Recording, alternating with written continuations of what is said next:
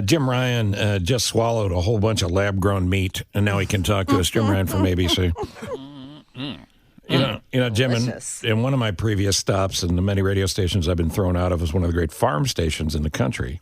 And there were a lot of people who were going, oh, you've got this lab-grown meat. Look, third world countries are going to have to depend on this because that's how they're going to eat. Sure. It's not like here, and I talked to a station this morning in Florida. The guy had just driven across the Florida Peninsula, and there were cows everywhere, and it's like that here in Texas and in Kansas. It's all over the place. There are cattle here and chickens and trout farms and whatnot, but not so much in sub-Saharan Africa and in South Asia and places where people literally are starving. So this could be one way to backstop that food insecurity that so many people are feeling, Steve. So, Jane, jump in here with Jim. Well, I like this idea. I saw a long story about this. Maybe it was a year or two ago, and it was approved. Right. The lab-grown meat was approved, and we were starting to see it. And I don't know because I didn't get to try it, but it was on the menu last summer in big cities like San Francisco and somewhere else. Yeah. Now it's not? No. No, it's never wildly made it. Expensive. And so I think a lot of those restaurants and grocery stores that were thinking about carrying it and putting it on their menus decided it's just too expensive. I think the initial burger that was produced using lab-grown meat was something like $3,000, right, given all the R&D that went into it. And now if they were actually to put it on store shelves or put it in the meat counter, it would probably be $35 or $40 a pound.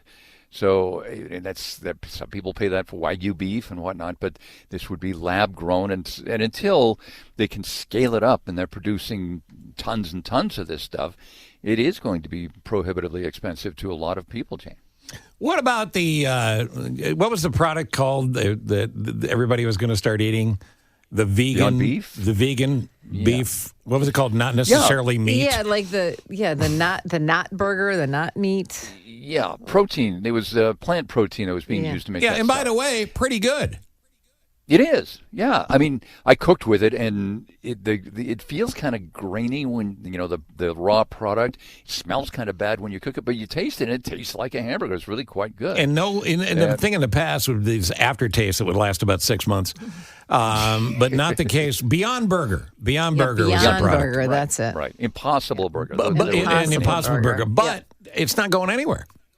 I mean, as a matter of fact, the stock for that company just tanked. Yeah, it did. And I think it's facing some of the same headwinds that we're facing with this product here, this cultivated meat product. First of all, they really need to change the name from lab-grown meat to something else. Yeah. I don't know what. Who's up for some more lab-grown meat? You can really taste the sugar, fats, and vitamins they dumped into it. Who is going to be the main producer of such a thing? A couple of California startups, Good Meat and Upside Foods, are the two companies now. Didn't they try it already?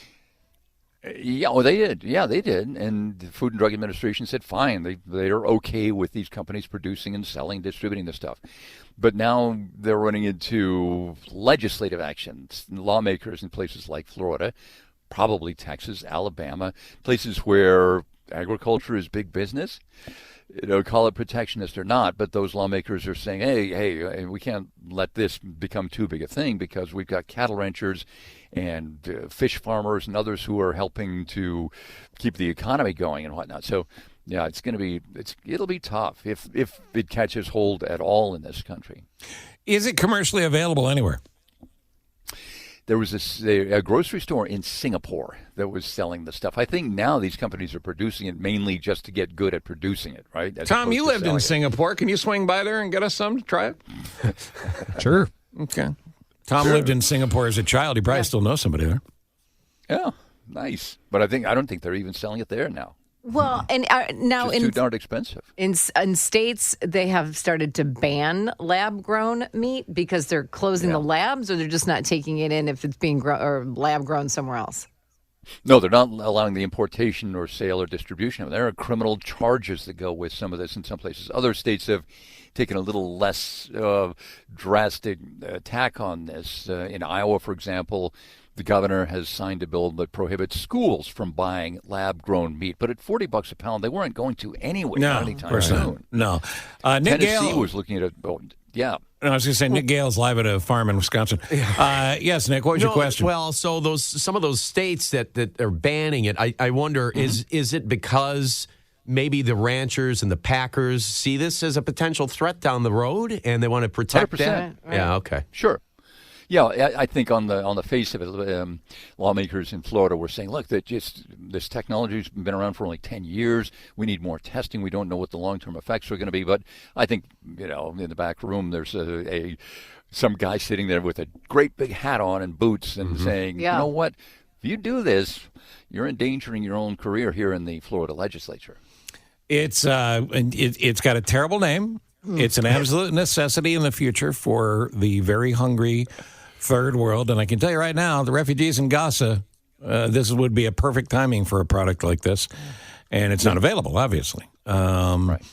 So God bless them. That's kind of the catch-22. I mean, in this country, we're about the only people in the world who could afford this sort of product, right? And until it's scaled up and it becomes more affordable, we can afford it. We really don't need it. Sub-Saharan Africa really needs it but can't afford it. Though, so what's this? What's the super expensive beef that you can buy at Wagyu? Wagyu. Yeah, the Japanese Wagyu. Yeah. So which is Wagyu actually really very good. It is very delicious. good. I got to tell you, Bill Curtis had he owns a ranch in Kansas, and he has a grass-fed cattle business, and a lot of people don't know this, but Bill actually butchered his own steers. But old still. But that was really good. So we have grass-fed beef, and we have Wagyu beef we have access to. So, it's like you said, it's not an American problem.